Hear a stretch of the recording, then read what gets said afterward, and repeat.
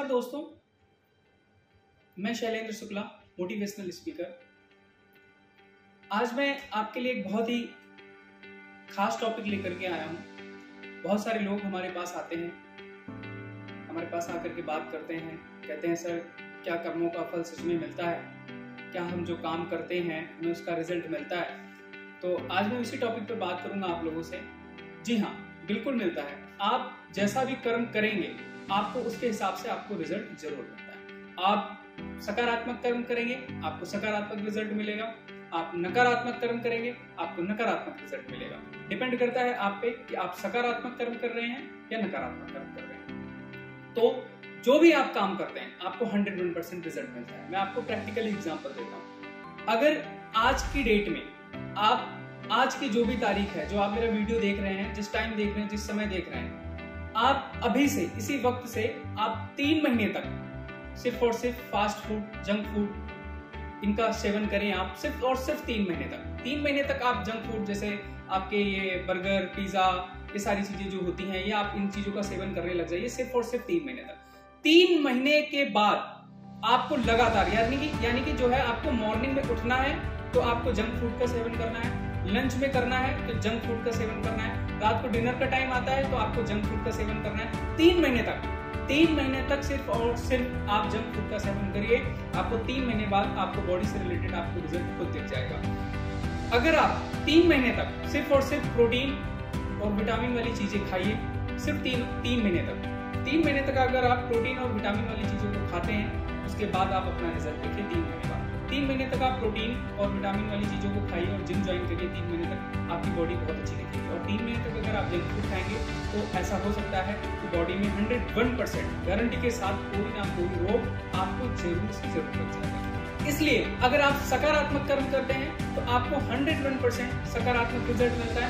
नकारात्मक कर्म करते हैं तो आपको नकारात्मक रिजल्ट मिलता है। मैं आपको बताता हूँ, एक स्टोरी के माध्यम से मैं आपको समझाना चाहता हूँ, शायद आपको समझ में आए। एक बार रात को 12 साढ़े 12 बज रहे थे। 12 साढ़े 12 बजे रात को एक व्यक्ति स्कूटर से अपने घर की ओर जा रहा था और रास्ते में एक माँ मिल गई, बूढ़ी माँ मिल गई, जो किसी साधन का, कन्वेंस का वेट कर रही थी कि कोई कन्वेंस ऐसा है जिसमें मैं बैठूं और घर जा सकूं। लेकिन वहां पर रात को 12 साढ़े 12 बजे कोई कन्वेंस नहीं, कोई साधन नहीं, कोई व्यक्ति नहीं दिख रहा है, कुछ नहीं है। लेकिन सिर्फ और सिर्फ एक व्यक्ति ऐसा दिखा जो एक बाइक से, एक स्कूटर से वो उस माता की ओर आ रहा था, उस माता के रास्ते से गुजर रहा था। एकदम से उस व्यक्ति की बाइक की जो हेडलाइट होती है वो माता के पास पड़ती है। जैसे ही उसको, उस व्यक्ति को वो माता जी दिखती हैं तो तुरंत वो माता जी के पास जाता है। माता जी के पास जाकर के ही माता जी से बोलता है, माता जी आप कहाँ जाना चाहते हैं? इतनी रात हो गई है, यहाँ पर आपको कोई भी साधन नहीं मिलेगा, आइए मैं आपको आपके घर तक ड्रॉप कर देता हूँ। माता जी जैसे ही उस व्यक्ति की बात सुनती है तो घबरा जाती हैं, क्योंकि रात को 12 साढ़े 12 बजे का टाइम हो रहा होता है। उनको डर लग जाता है कि पता नहीं कौन सा व्यक्ति है, कैसा व्यक्ति है, वो कहाँ ले जाए, कैसे ले जाए। तो माता जी थोड़ा सा सिर्फ और थोड़ा सा डर गई। तो माता जी सिर्फ और सिर्फ थोड़ा डर गई। लेकिन उस व्यक्ति ने कहा, माता जी आप डरिए मत, हम आपको आपके घर तक सुरक्षित, आपके घर तक छोड़ देंगे। तो माता जी को लगा कि नहीं, हाँ ये व्यक्ति सही है और ये हमारे साथ कुछ भी गलत नहीं करेगा। तो माता जी उसकी बाइक पे बैठ जाती हैं। जैसे ही माता जी उसकी बाइक पे बैठती हैं तो वो व्यक्ति जाने लग जाता है, जिस साइड माता जी का घर होता है उस तरफ जाने लग जाता है। जैसे ही माता जी का घर आता है, माता जी को घर की दहलीज पर छोड़ता है और बोलता है कि माता जी यही आपका घर है, बहुत बहुत धन्यवाद, मैंने आपकी मदद करी, मुझे बहुत अच्छा लगा। तो माता जी भी जैसे ही उतरी तो उसको ना अपनी पर्स से कुछ पैसे निकाल कर देने लगी। जैसे ही उन्होंने अपनी पर्स से कुछ पैसे निकाले तो उस व्यक्ति ने कहा कि नहीं माता जी, मुझे आपके पैसों की जरूरत नहीं है और ना ही मुझे पैसे चाहिए, ये पैसे आप अपने पास रख लीजिए। लेकिन माता जी ने कहा कि आपने हमारी इतनी रात को मदद करी है, हमें कोई साधन नहीं मिल रहा था, अगर कोई ना होता तो आज मैं अपने घर ना आ पाती, सुरक्षित घर ना आ पाती, इस वजह से आप ये पैसे आप रख लीजिए, आपको मेरी तरफ से ये कन्वेंस है, आप इसको रख लीजिए। तो वो व्यक्ति कहता है कि नहीं, हमें इन पैसों की जरूरत नहीं है माता जी, आप एक काम करिएगा, अगर आपको लगता है कि मेरी मदद आप कर सकते हैं तो जैसे आज मैंने आपकी मदद करी, मुझे लगा कि आपकी मदद करनी चाहिए, तो जैसे मैंने आज आपकी मदद करी, अगर आपको जिंदगी में कभी भी कोई भी ऐसा व्यक्ति दिखता है जिसको देखते ही लगता है इसकी मदद करी जा सकती है, आप उसकी मदद कर दीजिएगा। तो जैसे ही ये बात खत्म होती है तो माता जी अपने घर की ओर चली जाती हैं। वो व्यक्ति अपने घर की ओर चला जाता है। कुछ समय बाद, 6 महीने बाद, 1 साल बाद, कुछ समय बाद माताजी अपने घर से बाहर निकलती हैं सब्जी लेने, मार्केट में जाती हैं कुछ खरीदने। तो जैसे ही मार्केट में जाती हैं तो वहाँ पर एक औरत बैठी होती है। वो जो औरत होती है वो गर्भवती होती है। गर्भवती औरत बाजार में सब्जी बेच रही होती है। तो माता की नजरें उस गर्भवती महिला से मिलती हैं। जैसे ही वो माता गर्भवती महिला को देखती हैं तो गर्भवती महिला के पास माताजी जाती हैं और कहती हैं कि तुम तो गर्भवती हो और बाजार में आपने सब्जी की दुकान लगा रखी है। तो उसने बोला कि माताजी बहुत ज़्यादा ज़रूरत है, हमें बहुत दिक्कतें हैं, इस वजह से हमने सब्जी की दुकान लगा रखी है। तो माताजी तुरंत अपनी जेब से, अपनी पॉकेट से, अपने पर्स से सिर्फ और सिर्फ 1000 रुपये निकालती हैं और उसको दे देती हैं। जैसे ही देती हैं तो वो महिला कहती है, जो गर्भवती महिला होती है, वो कहती है नहीं माताजी, मुझे ऐसे आपके पैसे नहीं चाहिए, आप हमारी सब्जी ले लीजिए, उसके बाद जो भी आपका सब्जी का एक्सपेंस बनता है वो आप मुझे दे दीजिए। उन्होंने बोला, बूढ़ी माता जी ने कहा कि नहीं, ये आपके आने वाले बेटे के लिए हैं, आपकी बेटी की दवाई के लिए पैसे हैं, ये आप हमारी तरफ से ये आप रख लीजिए। तो बूढ़ी गर्भवती महिला जो थी वो खुश हो गई, उसको अंदर ही अंदर अच्छा लगा। तो जैसे ही उसने 1000 रुपये लिए और घर को गई, शाम को जैसे ही घर गई तो अपने पति से बोली कि वाह, आज तो भगवान ने हमारी बहुत ज्यादा मदद करी और बहुत अच्छे से मदद करी। जैसे ही उस व्यक्ति को बताती हैं, गर्भवती महिला वो बताती है, तो वो व्यक्ति पूछता है किसने मदद करी। तो उसने कहा कि एक बूढ़ी महिला आई थी और उन्होंने बोला कि आपके आने वाले बेटे के लिए, आपकी दवाई के लिए ये पैसे हैं और ये पैसे आप रख लीजिए, अन्यथा इतनी की तो सब्जी नहीं थी, हम कहाँ से इतने पैसे लाते, लेकिन देखो भगवान ने हमारी मदद। जैसे ही वो व्यक्ति सुनता है ये बात, वैसे ही सर ऊपर करके भगवान को धन्यवाद करता है और कहता है कि हे प्रभु, मैंने किसी की मदद करी और वो मदद आपने मेरे घर ही वापस कर दी।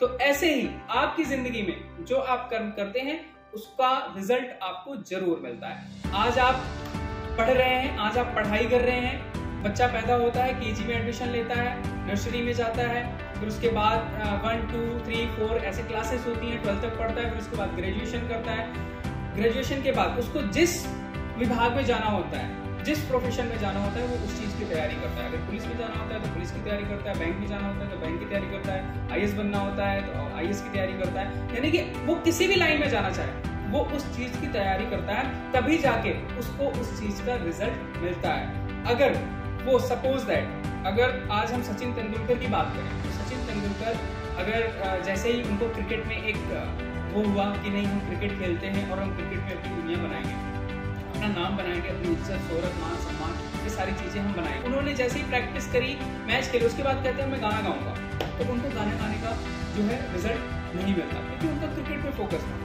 तो ऐसे ही रिजल्ट आपको जिस तरीके का आप कर्म करेंगे उस तरीके का आपको रिजल्ट मिलता है। मैं एक स्टोरी के माध्यम से और आपको बताना चाहूंगा। एक बार एक बॉस अपने ऑफिस में जाते हैं, जैसे ही ऑफिस में जाते हैं तो वैसे ही उनको एक एम्प्लॉयज दिखता है। उस एम्प्लॉयज के एक चाटा मार देते हैं, गुस्से में आकर के उसको एक चाटा मार देते हैं। जैसे ही उसको एक चाटा मारते हैं तो अब वो एम्प्लॉयज होता है, वो बॉस को तो मार नहीं सकता। गुस्से में वो अपना शाम पूरे दिन ऑफिस में काम किया और शाम को घर गया। जैसे ही शाम को घर गया तो उसने, जिस बॉस ने एम्प्लॉयज को चाटा मारा था, वो एम्प्लॉयज जैसे ही घर गया तो उसने तुरंत, उसका जो गुस्सा था वो बॉस पे तो उतार नहीं सकता था, तो उसने अपनी बीवी को चाटा मार दिया बेचारे। अब बीवी क्या करे बेचारी, बीवी पति को तो मार नहीं सकती। अब जब पति को नहीं मार सकती बीवी, तो बीवी ने क्या किया, गुस्से में गई, उसको बड़ा बेटा दिख गया सामने। जैसे ही बड़ा बेटा दिखा, बड़े बेटे के खिंचा के थप्पड़ मार दिया उसने। जैसे ही, अब बड़े बेटे को जैसे ही पड़ा, उसको बहुत तेज गुस्सा आया, एकदम से गुस्सा आया। जब गुस्सा आया, अब वो मम्मी को तो मार नहीं सकता, जब मम्मी को नहीं मार सकता, पापा को नहीं मार सकता, अब वो किसको मारे, क्योंकि उसको बहुत तेज से गुस्सा आ गया कि बिना बात के ऐसे कैसे मार दिया, गुस्सा आ गया। उसको जस्ट सामने उसके छोटा भाई बैठा हुआ था, उसने जा करके छोटे भाई को खिंचा के थप्पड़ मारा। छोटे भाई को जो थप्पड़ मारा, जब छोटे भाई को चांटा लगा, छोटा भाई बड़े भाई को मार नहीं सकता, बड़ा भाई मम्मी को नहीं मार सकता, मम्मी पिताजी को नहीं मार सकती, और पिताजी जो थे वो अपने बॉस को नहीं मार सकते थे। तो छोटे भाई ने क्या किया, गुस्से में दरवाजा खोला घर का और एकदम से बाहर भागा। जैसे ही बाहर भागा तो उसको जस्ट घर के बाहर एक कुत्ता दिख गया, उस कुत्ते के खिंचा के लात मारी। जैसे ही उसने लात मारी कुत्ते की, तो कुत्ता क्या करे, मतलब बड़े भाई का जो गुस्सा था बड़े भाई ने छोटे भाई पे निकाल दिया। अब छोटे भाई का जो गुस्सा वो बड़े भाई पे निकाल नहीं सकता, उसने जाकर के कुत्ते को मार दिया। अब कुत्ते को मार दिया तो जैसे ही लात मारी कुत्ते के, कुत्ता एकदम से भागा। जैसे ही कुत्ता भागा तो देखिए भी गुस्सा आ गया कि बिना बात के क्यों मार दिया। उसको एक आदमी दिख गया सामने, जैसे ही वो आदमी दिखा तुरंत उसको काट लिया, वैसे ही तुरंत काट लिया। अब उस कुत्ते ने जो काटा वो व्यक्ति कौन था आपको पता है? वो व्यक्ति वही था, वो बॉस था जिसने अपने एम्प्लॉइज को चांटा मारा। वो व्यक्ति वही था।